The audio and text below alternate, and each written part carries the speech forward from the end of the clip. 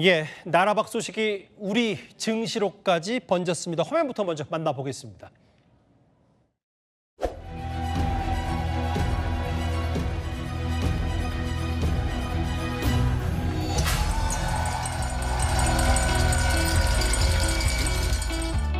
미국이나 글로벌 탤런트 쪽에서 보면 ADR을 더 선호할 가능성이 존재하죠. 네? 170불. 네. 가격이 시초가가 이제 많이 올라갔으니 좋아야겠죠. 그 요청이 더 오면은 저희가 뭐 액면분할 당연히 검토하겠죠. 근데 아직까지는 제가 그런 뭐 CFO로부터 그런 얘기의 서제션을 아직은 받은 바가 없습니다. 근데 들었으니 고려하겠죠. 미국 상장 흥행이 국내 중시로까지는 이어지지 않았습니다. 오늘 SK하이닉스가야 96년 상장 이후 30년 만에 처음으로 역대 가장 큰 하락폭을 보였고 이 영향으로 코스피는 2달 만에 처음으로 7,000선도 내줬습니다. 제 옆에 경제전문가 고란 대표 나와 있습니다. 이거 떨어지는 폭이 오늘 굉장했고 SK하이닉스 15% 떨어졌고 삼성전자도 거의 10% 가까이 떨어졌어요. 이 정도 추세면 다들 팔고 있는 겁니까? 다 지금 차익 실현하고 있는 거예요, 지금? 뭐 차익 실현하시는 분도 있겠고 사실 이 정도 하락이 나오는 거면 공포에 약간 투매하시는 분들도 있을 거고요. 그러게요. 그리고 무엇보다도 제일 걱정되는 부분은 신용이나 아니면 미수를 써서 사셨던 분들이요. 그분들 같은 경우에는 주가가 일정 수준 이상 하락하게 되면 사실 반대 매매가 나오거든요. 예. 증권사 입장에서는 주식을 담보로 돈을 빌려줬는데 그 담보한 주식의 가치가 떨어지면 그렇죠. 그냥 무작정 기계적으로 내다 팔거든요. 예. 그런 아마 매도 물량도 나왔을 거고요. 예. 특히나 이번 하락을 더 부추긴 건 뭐냐면 아마 이렇게 투자하신 분들 가운데서는 좀 마음이 조급하니까 짧은 시간에 큰 돈을 벌어보고 싶다라는 마음에 아마 레버리지 ETF 투자하신 분들도 상당히 많으실 거예요. 그렇죠. 많이 얻고 많이 잃는 그 레버리지 말씀하시는 거잖아요. 근데 사실 아까 많이 얻고 많이 잃는다는 말씀을 주셨는데 투자할 때 투자자들의 마음은 많이 잃는다는 생각하지 않아요. 보통 그렇죠. 네, 그렇기 때문에 많이 벌려고 들어갔는데 그게 많이 떨어지게 되다 보니까 앞서 말씀드린 대로 신용이나 아니면은 미수를 써서 했던 그 물량들까지 나오면서 아마 떨어진 것 같고요. 그러면 과거에도 이렇게 보면 시장 흐름을 보자면 외국인의 매도세가 나오면서 좀 주가가 밀리다가 예. 다시 이렇게 상승 반전하는 경우가 많았어요. 그때는 뭐냐면 개인들이 무섭게 샀거든요. 예. 그런데 투자자 예탁금을 보자면 6월 말에 140조 가까이 됐었거든요. 그런데 어제 기준으로 보니까 107조, 105조 수준으로 줄었더라고요. 그리고 한 3, 40조 정도 줄었네요, 예탁금이요. 맞습니다. 예. 투자자 예탁금이라고 하는 건 투자자들의 매수, 개인들의 매수 대기 자금이라고 볼 수 있거든요. 그 대기 자금 자체가 줄었다라는 거고요. 줄었을 때는 주식을 샀으니까 줄어들었을 거 그렇죠. 있잖아요. 그런데 그게 아니라 과거에는 주식을 샀는데도 불구하고 계속 불어났어요. 이 얘기는 뭐냐면 외부에서 계속 돈을 끌어와서 주식시장에서 주식을 샀다라는 얘기인데 이제는 아까 떨어졌으니까 아마 저가로 매수하신 분들도 있을 거예요. 그래서 줄었겠지만 그 줄었던 걸 과거에는 계속 메워줬다고 하면 이제는 여력이 딸린 거죠. 어디서 신용대출을 땡겨오거나 시쳇말로 뭐 그런 네네. 것도 지금 없는 예탁금 주는 게 좀 더 유념해야 될 것 같은데 근데 이제 이런 게 있잖아요. 금요일에 어쨌든 SK하이닉스 성공적으로 이제 나스닥이 흥행했고 네, 맞습니다. 근데 오늘 아침 보자마자 이렇게 30년 만에 큰 하락폭이면 고란 대표 말씀하셨던 것처럼 뭔가 지금 반도체 조정기가 온 거냐. 그러면 반도체 지금 있다라도 팔아야 되냐라는 생각 혹은 이런 질문들 꽤 많이 하거든요, 주변에서. 네네.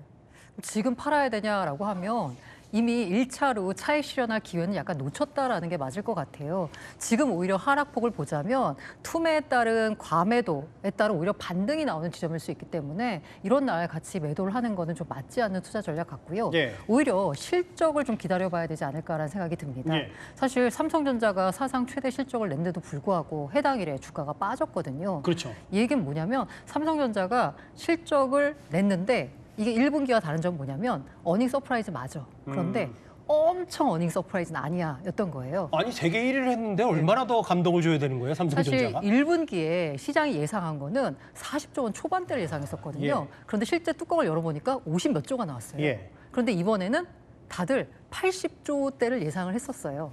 그런데 그거보다 조금 더 잘해서 85.4 천억이 나오거든요. 그러다 보니까 약간 더 잘한 거고요. 그리고 무엇보다도 가장 걱정하는 게 그건 것 같아요. 이렇게 잘 벌고 있는데 앞으로도 잘 벌 거야? 라는 부분인데 그렇죠. 앞으로도 잘 벌 거야를 하려면 앞으로 잘 벌려면 누군가 물건을 사줘야 될 거 아니에요. 그 물건을 사주는 게 바로 빅테크라고 하이퍼스케일러라고 하는 건데 예.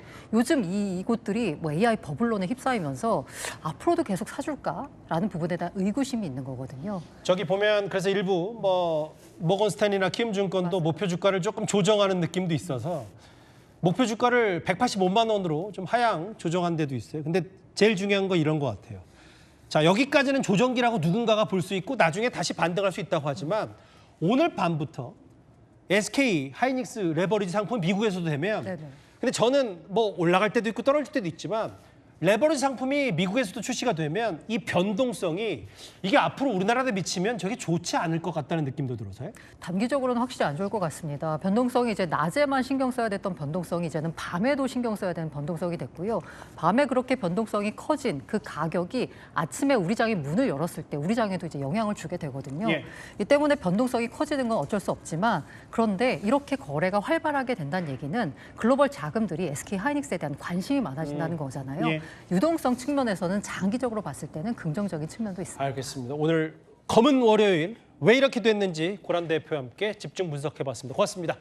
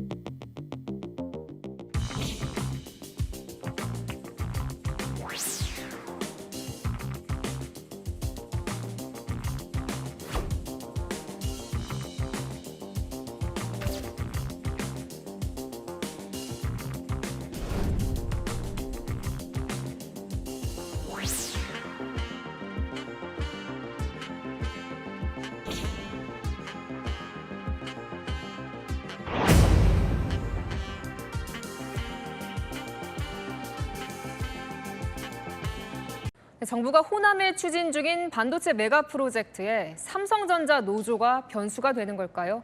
조합원 84%가 반대한다며 당장 내년 노사 교섭 의제로 다루겠다고 했습니다. 안보겸 기자가 보도합니다.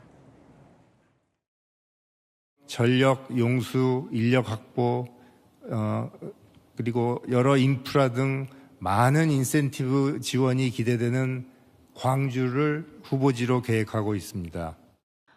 정부와 삼성전자가 함께 발표한 호남 반도체 메가 프로젝트. 삼성전자의 최대 노조인 초기업 노조는 이 프로젝트를 내년 노사교섭 의제로 다루겠다고 밝혔습니다. 위원회를 구성했어요. 조합의 이 메가 프로젝트와 관련된 현재 현황과 향후 대응 방침 등을 논의하고 공유할 예정입니다. 호남 반도체 공장은 근무지나 처우 등 조합원의 근로 조건에 영향을 미치는 만큼 노사교섭 대상이라는 주장입니다. 개정된 노조법, 노란봉투법을 근거로 들었습니다. 또 조합원 대상 설문조사 결과 호남 반도체 프로젝트에 반대한다는 응답이 84%에 달했다고도 전했습니다. 전문가들은 노조 측이 호남 반도체 프로젝트를 협상 카드로 사용하려는 것 같다고 해석하기도 했습니다. 고용노동부 측은 아직 법적인 판단을 하기엔 이르다고 전했습니다. 채널A 뉴스 안보겸입니다.